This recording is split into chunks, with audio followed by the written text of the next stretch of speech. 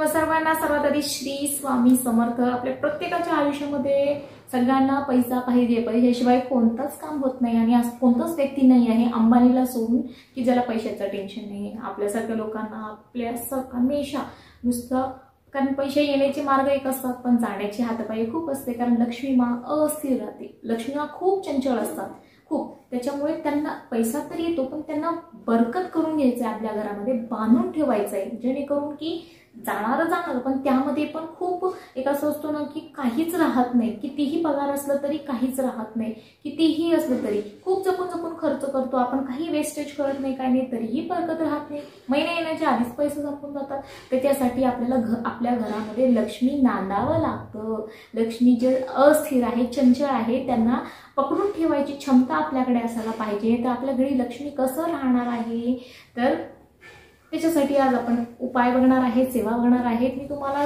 2 असे चांगले उपाय सांगणार आहे। ह्याच्या आधी चॅनलवरती आहे व्हिडिओ तसं जे 8 उपाय मी तुमच्यासोबत शेअर केलेला आहे लक्ष्मी प्राप्तीचे। त्याच्यामध्ये कोणतेही तुम्ही उपाय करा, नक्कीच तुमच्या आयुष्यामध्ये तुम्हाला फरक जाणवणार आहे।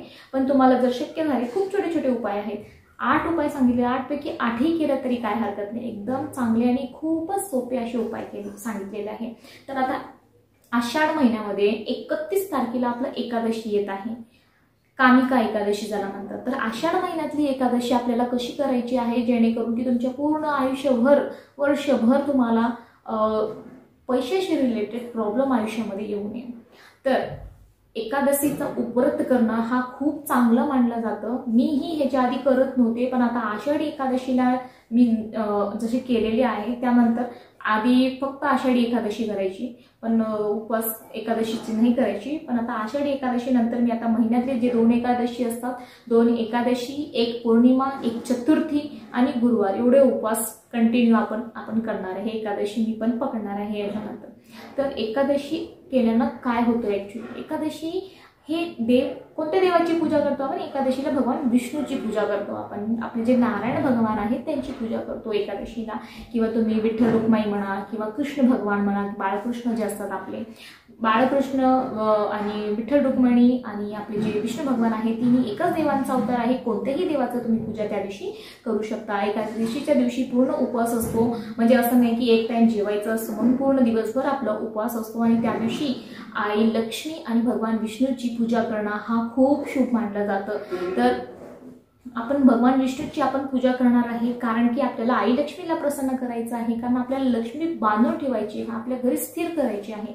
तर सर्वात आधी तुमच्या घरी जर श्रीयंत्र नाही आहे तर तुम्ही श्रीयंत्र तुमच्या घरी घेऊन या, जेणेकरून आई लक्ष्मी स्थिर होण्यामध्ये खूप मदत होणार आहे। ज्यांच्या घरामध्ये सारखं पैशाची प्रॉब्लेम असते, सारखं पैशाची तंगी असते, त्यांच्यासाठी हा खूप उत्तम उपाय आहे।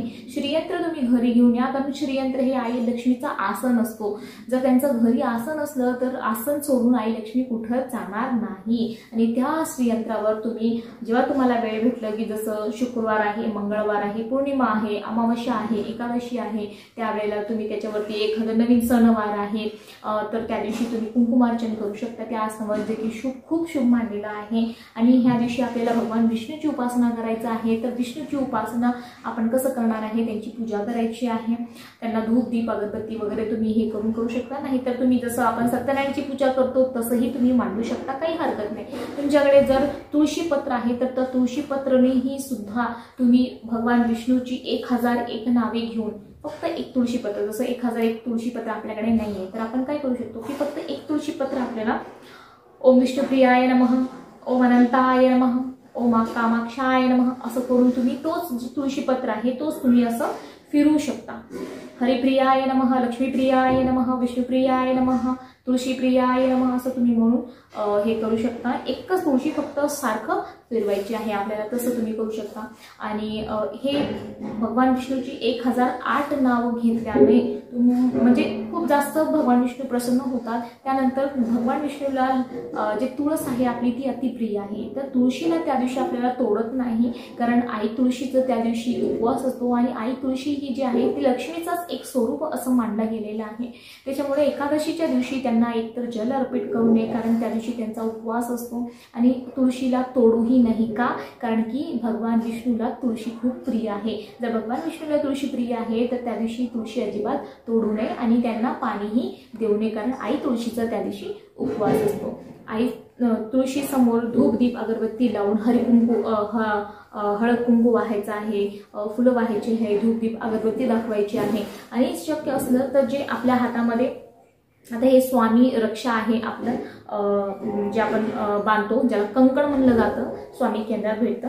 तर जे आपण नॉर्मल जे रक्षा बांधतो आपण पिवळ्या कलरचं किंवा ऑरेंज कलरचं आणि लाल कलरचं, तर त्या प्रकारचं एक रक्षा तुम्ही लाल पिवळा ऑरेंज कलरचा एक रक्षा तुम्ही तुळशी आई तुळशीला बी बांधू शकता. म्हणजे तो अति शुभ ते पण मानला गेलेला आहे. त्यांच्यासमोर तुम्ही तुपाचा दिवा लावा, तोही शुभ मानला गेलेला आहे. आणि त्यानंतर त्या दिवशी तुम्हाला एक खास उपाय आहे. तर काय करायचं आहे की एक लाल कलरचा आपल्याला कपडा घ्यायचा आहे. लाल कलरचा कपड्यावरती जे आपले तुळशीचे मंजिरे आहेत, म्हणजे मंजिरे तोडायचे आहेत आणि त्यासोबतच 2-3 पानंही सुद्धा तुळशीचे आपल्याला घ्यायचं आहे. त्या लाल कपड्यावरती ते तुळशीचे मंजिरे आपण ठेवायचं आहे आणि त्यानंतर त्याच्यावरती सेवा करायची आहे. तुम्ही एका हातामध्ये भगवान ते लाल कपडा आणि त्या तुळशीचे मंजिरे ठेवून भगवान विष्णूचं 1008 नवं घेऊन तुम्ही तेही करू शकता, किंवा देवांचं जे ओम नमो भगवते वासुदेवाय नमः हे मंत्राचा जाप करू शकता तुम्ही, किंवा विष्णू गायत्री मंत्र हे सुद्धा तुम्ही जप करू शकता. तर त्याने सुद्धा ते जप करून त्याच्यावरती सेवा करून परत त्या तुळशीला सुद्धा धूप दीप अगरबत्ती हळद कुंकू फुलं वगैरे वाहून त्याची पोटली बांधून आपल्याला आपल्या तिजोरीमध्ये ठेवायचं आहे. आणि हे उपाय केल्याने तुमच्या आयुष्यामध्ये कधीच पैशाशी रिलेटेड प्रॉब्लेम होणार नाही, हे गॅरंटेड आहे. तर हे उपाय तुम्ही करू शकता आणि भगवान विष्णूची तुम्ही त्या दिवशी उपासना करू शकता. आणि भगवान विष्णूला जे पिवळा कलर त्यांना खूप अतिप्रिय आहे, तर तुम्ही पिवळ्या कलरचे वस्त्र परिधान करून पूजा करू शकता.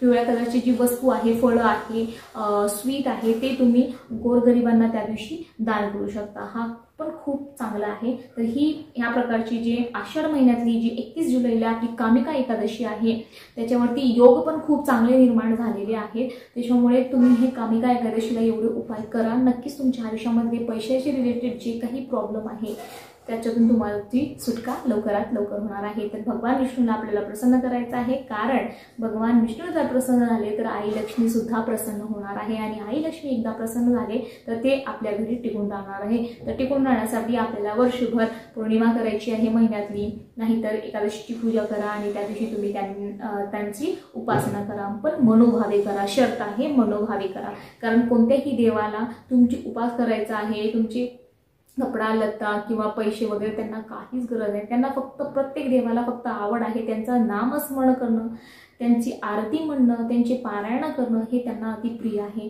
तर तुम्ही पारायण करा, त्या देवांचं नामस्मरण करा, त्यातच ते खूप जास्त आनंदी आहे. त्यांना दुसरं कोणतीच सेवा असे एवढं आवडत नाही, पण त्यांचं नामस्मरण करणं हा खूप आवडतं.